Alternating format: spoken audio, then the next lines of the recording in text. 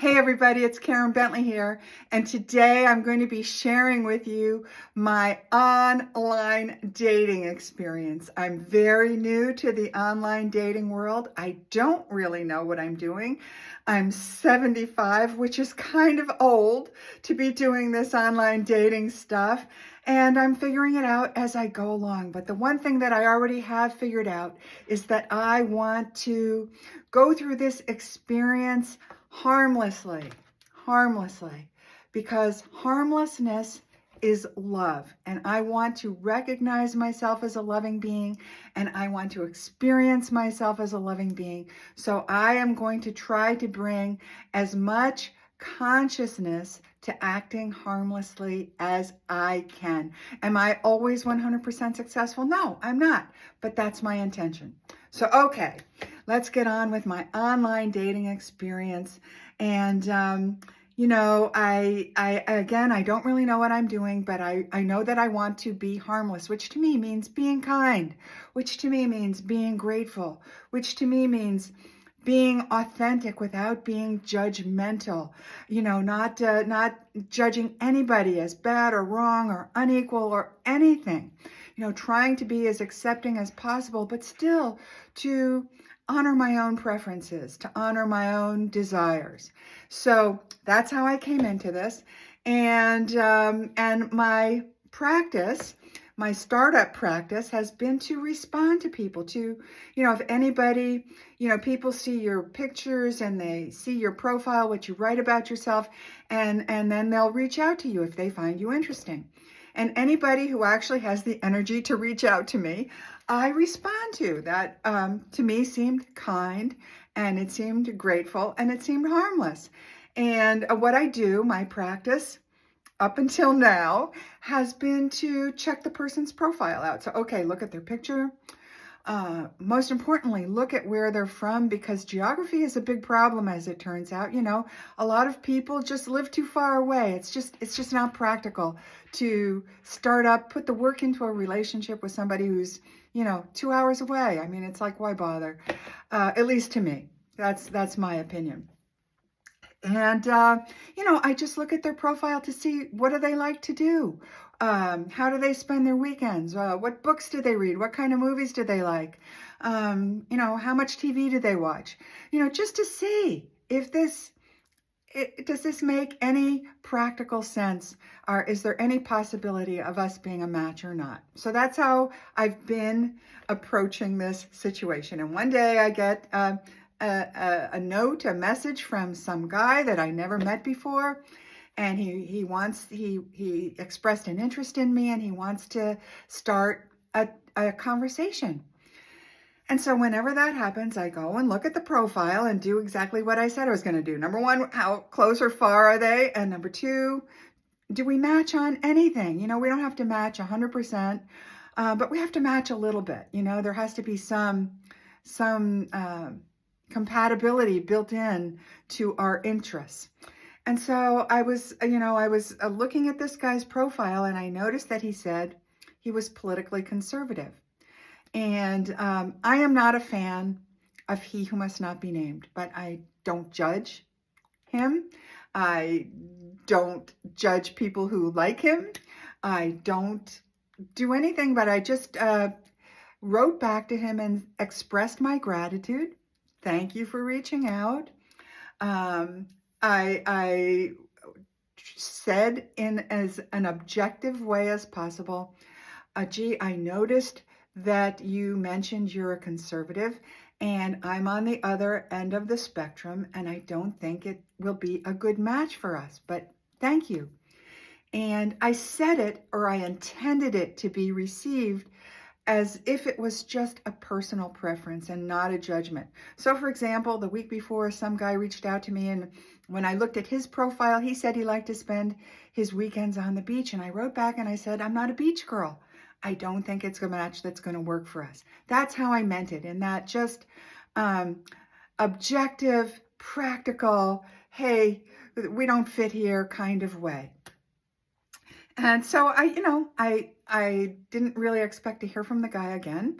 And the next day I noticed in my message box that he had reached out to me again. And he said to me, "You're too old anyway." Was he being harmful or harmless? Tiny baby harm, right? Baby harm. He was putting me down because, I'm 75. And that is too old. Maybe it is too old. But, so what did I do with that? Because in our culture, and in fact here universally on planet Earth, the socially acceptable response is to return harm for harm. I got baby harm, I should get baby harm back, right? Get my justice, get my eye for an eye. And I was recalling a little cute video that I saw on Reels previous to this, where I was watching two identical twin Asian girls. They couldn't have been a year and a half old. They were dressed identically. They were adorable. They were just adorable. And one of the twins went to the other one and pushed her down and, pushed her right onto the floor. And the one that got pushed got up and went over to the other twin and pushed her down. And then, they were off. They were off into their pushing thing, tit for tat. And that's what life is like here on planet Earth. We have to get even if it's just a baby little dig. And so I had to bring consciousness to this experience of this guy telling me I'm too old. And I had to remember, I intend to be harmless. I intend to experience myself as a loving being. And so that takes work. To remember what you want, to remember who you are. That takes work, to not just automatically respond. It's a little baby amount of work. And then I had to rise up over it. And what was the first thing that I did? The first thing I did was send him love in my mind. And you try it. That's one of those things that sounds easy to say. You do it. And that took work. I had to send him love in my mind, even though I realized that he was giving me a baby dig. And then I had to decide, well, how else am I going to respond to this? And what's the most loving thing to do? And the most loving thing to do is to completely ignore it, to not treat this guy or what he said to me as important. What difference does it make how old he thinks I am or what he thinks of my political position or anything? It's just not important. It was not important for me to invest any further energy in him whatsoever. And so I ignored it. I tried to do it with love. And that's how the situation ended. When I had gotten done with it, I actually started thinking, reevaluating, did I bring this on myself? Should I have just ignored him altogether because I noticed that we were on different ends of the political spectrum? Should I have just ignored him? Should I keep reaching out? Should I have just said vaguely, I don't think it's going to work? So I'm figuring this all out as we go along. I don't have the answers, but I am using this one principle of harmlessness to guide me. And the reason that being harmlessness is important to me because it makes me feel good about myself. I can feel good about myself. And when I act harmfully, it makes me, it contributes to chronic underlying anxiety. And it contributes to chronic thinking of self as unworthy. And it contributes to chronic just not wanting to step up or step out. And so I don't want that kind of experience. I want the kind of experience where I feel good about myself. And these seemingly baby acts, they count. They all count. They add up. And you feel it as anxiety typically, maybe depression, maybe unworthiness. That's how it creeps up on you. So I thought I would share that with you because it was something I had to work for. It didn't just happen automatically. I had to make a decision. I had to remember who I was. I had to figure out how I was going to respond. My response was to do nothing. And that took work. It's a little work. So it's not hard, but it's work. And it takes a lot of awareness. It takes a lot of intention. It takes a little baby bit of skill.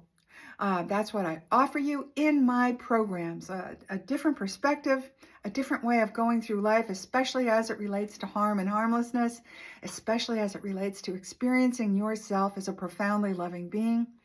I am the creator of the love experience. I am the creator, where you fall deeply, madly, passionately, in love with yourself, by the way. And I'm the creator of the Warrior's Way training programs. I help people develop self-mastery, self-love, and self-discipline in terms of extreme self-care. Take care of yourself like you mean it, for goodness sakes. So if you'd like to learn more about any of those things, go to my website, KarenBentley.com. Come back. I can't wait to be with you again. Mwah! Big love. Bye for now.